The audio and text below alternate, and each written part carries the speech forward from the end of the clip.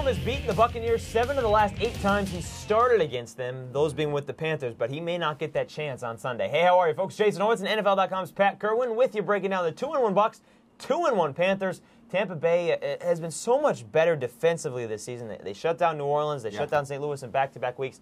On the other side now, you're going up against David Carr, possibly.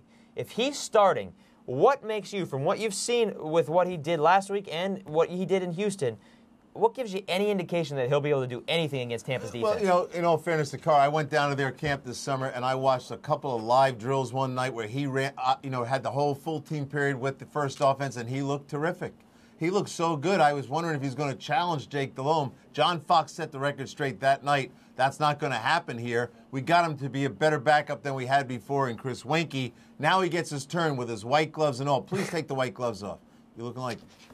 You're not going to say it? No. Okay, don't say it. Thank you. If you want to know what he's looking like, you can listen to Pat's radio show. Michael Jackson. Well, whether it is Delhomme or it is David Carr starting or Michael Jackson starting, someone's got to get the ball to Steve Smith. Last week he had just one catch. Atlanta did a good job stopping him, but Tampa Bay in the past, it has not. 4 straight 100-yard games. What has Tampa learned from what Atlanta did defensively in stopping Smith? They learned 2 things. I'm not going to try to be a wise guy here. They learned that the Carolina Panthers can win without Stephen Smith. Steve Smith had 1 for 10, as Jason said, and they won the game anyway. So you can't overplay him.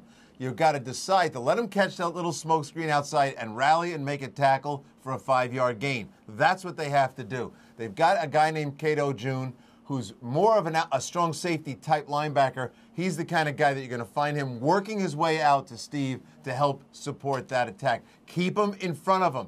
Don't go in and try to stop him from catching the ball, because if you do that, he's going to have big plays. I think the one thing they've learned is put an umbrella in front of him and don't let him out. He's quicker than your corners, but if you corner him with 4 guys, most of the time you're going to get him down on the ground. On the other side here, this Tampa offense has come alive, Pat, which is something that nobody would have thought we would have said last year at this point.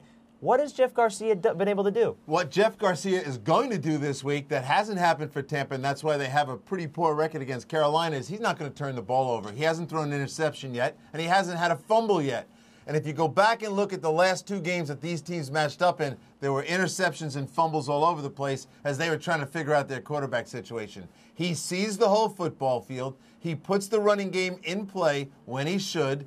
They'd like to have no one fumble like Cadillac, but he gives the full blend. And the road does not intimidate him. Yep. I don't see a home field advantage. And Cadillac Williams has been said to be the starter in this game, but they've also got Michael Pittman. They've also got Ernest Graham. So they do have a slew of running backs. Let's take a look at the AccuScore prediction for this game. Remember, it's the 10,000 tests, all mathematical, which takes into the fact that Garcia does not turn the ball over, because that is math. And it spit out 10,000 results, and here's what it came up with.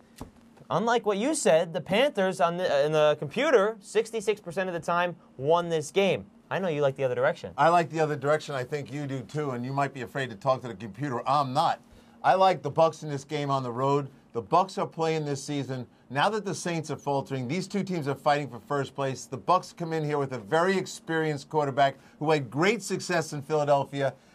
The Panthers are going to try to do this with a guy that got run out of Houston. Yeah, I don't usually talk to computers. I don't know about you. I know we're doing this on the computer. I saw you talking to the screen. The Bucs and Panthers kick it off at 4:05 p.m. Eastern. And for more on this game or any other in Week 4, go talk to your computer on CBSSports.com. Take the gloves off. Yeah, and all over CBS Audience Network. For Pat Kirwan from NFL.com, I'm Jason Horowitz. Pat's going to go YouTube Michael Jackson. Take care.